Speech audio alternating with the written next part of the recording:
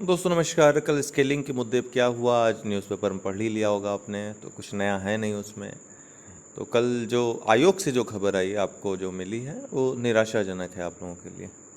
लेकिन मैं जो आपको बताने जा रहा हूँ ये निराशाजनक नहीं बल्कि एक अच्छी खबर हो सकती है, आपको कुछ राहत दे सकती है खबर। वो ये है कि 2020 में 2018 में जो हुआ वो हुआ ही, आपने देखा किस तरह से अन्याय हुआ है। 2019 में भी कुछ प्रयास किया गया एक नई पद्धति से चीज़ों को करने की, लेकिन वो भी फेल्योर हो गया। तो प्रभात कुमार ने एक नया प्रयोग, उनका नाम ही प्रयोग कुमार था, तो एक नया प्रयोग किया था 2020 में। वो प्रयोग कुछ हद तक सफल रहा है। कल आयोग के लॉयर से रात में लगभग 8:30 बजे बात हुई। 2020 वाला जो फार्मूला था वो कुछ हद तक ही सफल हुआ था, लेकिन सफल हुआ था। और यही कारण है कि रिजल्ट में बहुत सारे जो ह्यूमैनिटी के छात्र थे, मानविकी के छात्र थे, वो भी थे। और ये बात सही भी है। लेकिन 2021 में जब अध्यक्ष महोदय आए तो उन्होंने इन सब चीज़ों का विश्लेषण किया, 18, 19, 20 का सभी से बात की। आयोग के जो आरओ हैं, जो एग्ज़ाम देते हैं, जो लोग एग्ज़ाम कराते हैं, एसओ, सबसे बात की उन्होंने। तो कुछ बात इनको समझ में आई होगी, तो इन्होंने एक कमेटी बना दी। वो कमेटी ऐसी है, एक्सपर्ट कमेटी, जो जिनमें 2 लोग जो है स्केलिंग के पक्ष में हैं, एक लोग स्केलिंग के विरोध में है। मतलब वो ये तो मानते हैं कि वैकल्पिक विषयों से अंतर आता है, लेकिन स्केलिंग पद्धति को वो सही नहीं मानते हैं। और ये तीनों लोग उस मामले में भी सम्मिलित थे जिन्होंने 2020 में वो फार्मूला तैयार किया था प्रभात कुमार के साथ मिल करके। हालांकि उसमें प्रभात कुमार का दिमाग ज़्यादा चला था, उससे कुछ हद तक तो अंतर पट गया था, लेकिन कुछ विषय उसमें उसकी जद में नहीं आ पाए थे। तो जो विषय उनकी जद में नहीं आ पाए थे उसमें या तो बहुत ज़्यादा अंक मिल गए लोगों को, या तो बहुत कम। जैसे कि संस्कृत में आपने देखा, उसी फार्मूले के तहत किसी को 0 अंक मिल गए दूसरे पेपर में, तीसरे पेपर में, तो वो रॉ मार्क्स नहीं थे। लेकिन इनके फार्मूले के अनुसार जो तैयार किया गया स्केलिंग का एक तरीका था, वो भी स्केलिंग का एक तरीका था जिनको इन्होंने संजय सिंह के अनुसार किया हुआ था कि इक्वलिटी आ जाए सबके अंकों में। तो इक्वलिटी की जगह वहाँ पर अन्याय हो गया था। तो ये किसी विषय के साथ भी हो सकता है, केमिस्ट्री के साथ भी हो सकता है। ऐसे विषय जिसमें बहुत ज़्यादा अंक मिलते हैं, हो सकता है कि उसमें बहुत ज़्यादा कम अंक मिल जाए, ये भी संभावना थी। वकील साहब के द्वारा जो बात बताई गई 2020 में ये हुआ। 2021 में अभी तक जो ये कमेटी बनाई गई है उसने अपनी रिपोर्ट नहीं दी है आयोग अध्यक्ष को। तो अध्यक्ष ने एग्जामिनर्स को कुछ गोपनीय पत्र दिए हैं, कुछ गोपनीय निर्देश दिए हैं कि कॉपी को किस तरह से चेक किया जाए। तो यहाँ पर बात यह है कि कमेटी क्या कहती है, इसके पहले ही अध्यक्ष ने अपनी तरफ से कुछ ऐसा रूल रेगुलेशन बना दिया है कॉपी चेक करने के लिए।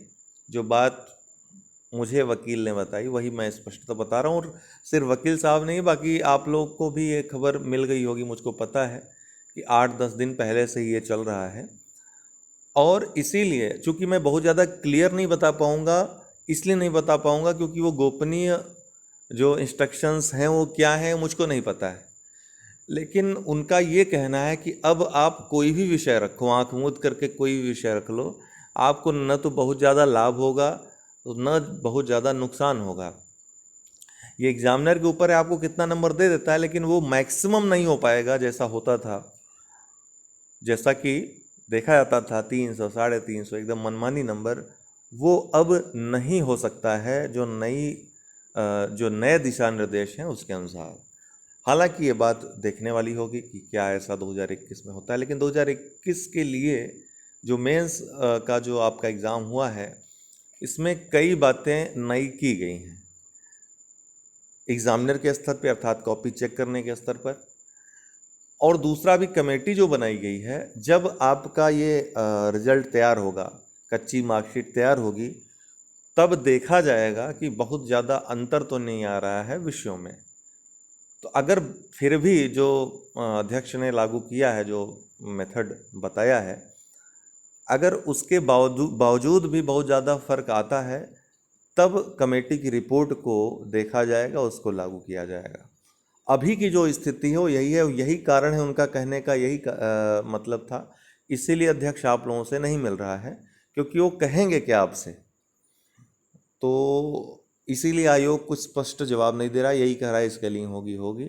लेकिन उनका कहना था, मैं यहाँ पे उनकी बात को रखना चाहता हूँ कि अध्यक्ष इस बात को लेकर सीरियस हैं कि वैकल्पिक विषयों को लेकर के वो जो टेंशन रहती है और हिंदी इंग्लिश को लेकर जो बात रहती है वो 2021 से समाप्त हो जाए, ये प्रयास अध्यक्ष की तरफ से रहेगा। तो मैंने उनसे एक बात रखी कि वैकल्पिक विषयों को क्या हटाया नहीं जा सकता है। तो ये भी आपके लिए एक राहत की खबर है कि ऐसा एक प्रस्ताव आयोग की तरफ से भेजा जा चुका है। जब अध्यक्ष आए थे, इन्होंने आते ही इस तरह का एक प्रस्ताव भेजा था सरकार को, शासन को। अब हमें क्या करना है, जब आयोग ने, अब ये पुष्टि हो गई है, किसी एक आधिकारिक व्यक्ति ने बात कही है, इसलिए हमें अब मुख्य सचिव से मिलना होगा, उप मुख्यमंत्री से मिलना होगा इस मुद्दे पर, ताकि इस मामले में तेजी लाई जा सके। ये निर्णय अगर हो जाता है तो हमेशा के लिए स्केलिंग का, विषयों का ये झंझट ही समाप्त हो जाएगा। तो आपने सुना भी होगा, उस समय न्यूज़पेपर वगैरह में निकला भी था और उस पर विचार भी किया गया था आयोग की तरफ से, और भेजा भी गया है कि वैकल्पिक विषय समाप्त कर दिए जाएं, उसके स्थान पर आप कोई कॉमन विषय रख दें या सामान्य अध्ययन में ही कुछ चौथे पेपर में कुछ बदलाव कर दें, इस तरीके से।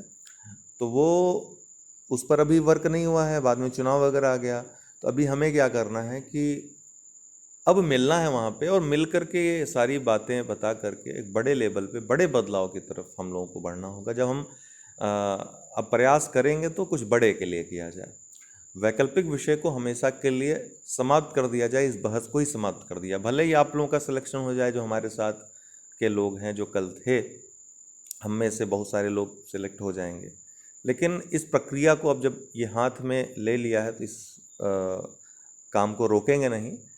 चल करके वहाँ पर मुख्य सचिव से मिल करके, उप मुख्यमंत्री से मिल के, मुख्यमंत्री से मिलने का प्रयास करके इसे जल्द से जल्द कोशिश करके 2023 से ही लागू करवा दिया जाए कि विषय ही हटा दें, इसके स्थान पे चौथे पेपर में कुछ कोर्स, कुछ नया, कुछ कॉमन कर दें, या फिर उसकी भी ज़रूरत नहीं, जीएस पर्याप्त है, उसमें सारे विषय लगभग आ जाते हैं और ऐसे रहता है, हिंदी रहता ही है। वैकल्पिक विषयों का जो झंझट है, ये जो बहस है, वो कभी समाप्त नहीं हो सकती है। कुछ न कुछ, किसी न किसी के साथ अन्याय हो ही जाएगा। तो स्केल न होने पर ज़्यादा अन्याय हो रहा था, समझ में आ रहा था, जो कि अभी देखते हैं 2021 में क्या कर रहे हैं ये। लेकिन जो बात है वो मैंने आपको बता दी कि अब अन्याय मतलब उतना उस लेवल का तो नहीं होगा, और किसी भी विषय में बहुत ज़्यादा अंक नहीं मिलेंगे।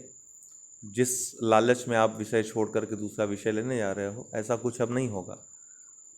और आपका जो विषय है, अगर आप अच्छा लिखेंगे तो आपको अच्छे नंबर मिलेंगे।